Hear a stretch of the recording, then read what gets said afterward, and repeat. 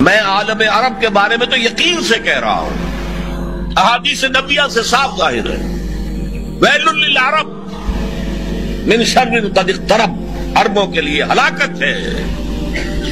حدیث میں آتا ہے کہ ایک شخص کے 100 بیٹے ہو گئے تو 99 مر جائیں گے، ایک بچے گا۔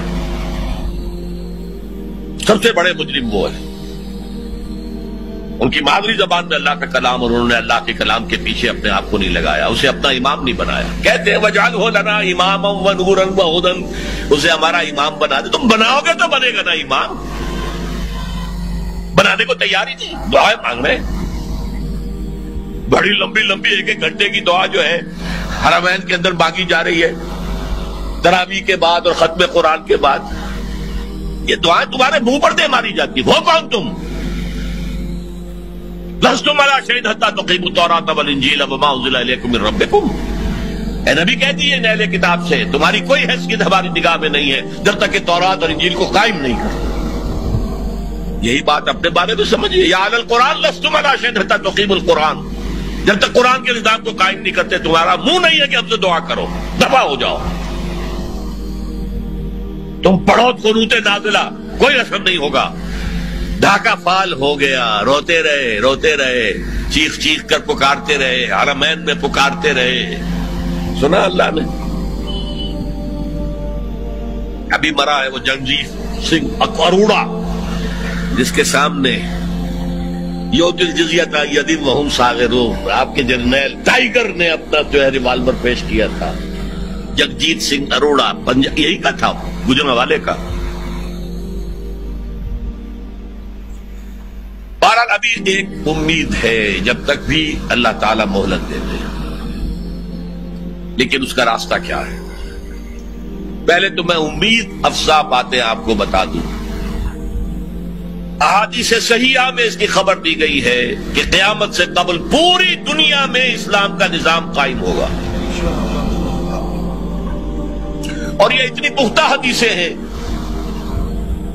کہ جو شخص ان کو پڑھ کر بھی شک کرے اس بات میں، میں سمجھتا ہوں اس کا ایمان حضور پر نہیں ہے صلی اللہ علیہ وسلم۔ میں پڑھ نہیں سکتا، وقت نہیں ہے اتنا، لیکن ہم نے نوید خلافت کے نام سے 4 ورقہ بہت لاکھوں کی تعداد میں شائع کیا ہے۔ غلطی ہوئی ہے، آج بھی مجھے لے آنا چاہیے تھا 200-400 آپ کو تقسیم کرنے کے لیے۔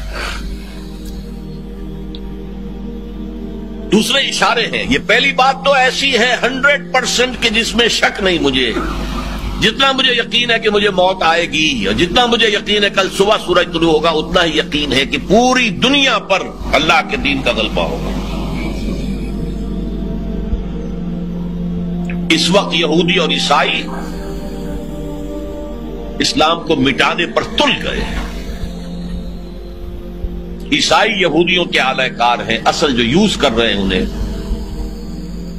وہ یہودی زائنسٹ، اور یہودیوں کا اصل اعلی کار west, white Anglo Saxon Protestants,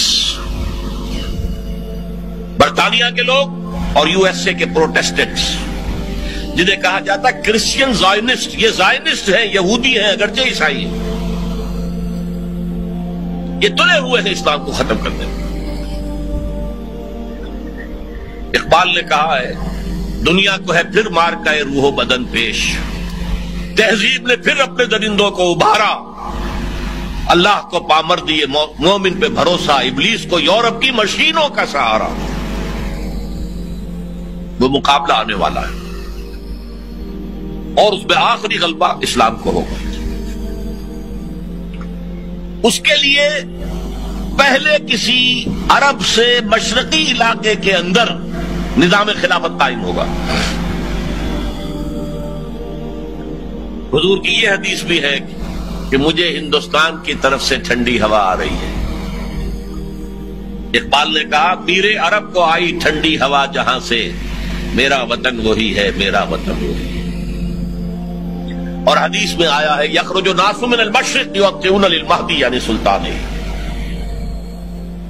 کسی مشرقی ملک میں اسلام کا نظام قائم ہوگا اور وہاں سے فوجیں آئیں گی جو عرب میں حضرت مہدی کی حکومت قائم کریں گے۔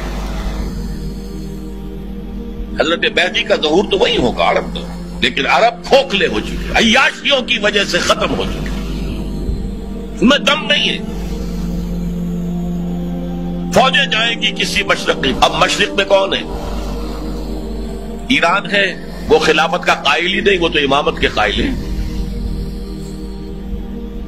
پھر افغانستان ہے، پھر پاکستان ہے۔ یہ ہے وہ خطے کہ جہاں سے انشاءاللہ خلافت کا نظام دوبارہ ابھرے گا اور یہیں سے پھر پھیلے گا۔ یہ چاہتے ہیں کہ اللہ کے نور کو اپنے منہ کی پھنکوں سے بجھا دیں۔ بش تلا ہوا ہے، اسرائیل تلا ہوا ہے، یورپ تلا ہوا ہے۔ اسلام کو ہم ختم کریں گے، اسلام کو مذہب کی حیثیت سے ختم نہیں کرنا چاہتے۔ رہو، نماز پڑھو، روزہ رکھو، ہمیں کوئی اعتراض نہیں، لیکن اسلام کا سیاسی نظام، اسلام کا معاشی نظام، اسلام کا سماجی نظام، nothing doing, there can be no compromise، ہمیں ختم کر کے رہے۔ الیکشن کے ذریعے سے نہیں ہوگی، حضور الیکشن کے ذریعے سے حکومت نہیں بنا سکتے تھے، بلکہ آیت اللہ خمینی الیکشن کے ذریعے سے قیامت تک ایران کے اندر وہ حکومت نہیں بنا سکتا تھا۔ وہ انقلاب ہوتا ہے، جانے دینی پڑتی ہے، اس کے بغیر نہیں۔ هي الحلقات تحفظني بآيات من القرآن، هي الحلقات تملأني بحب المصطفى العدنان، هي الحلقات تحفظني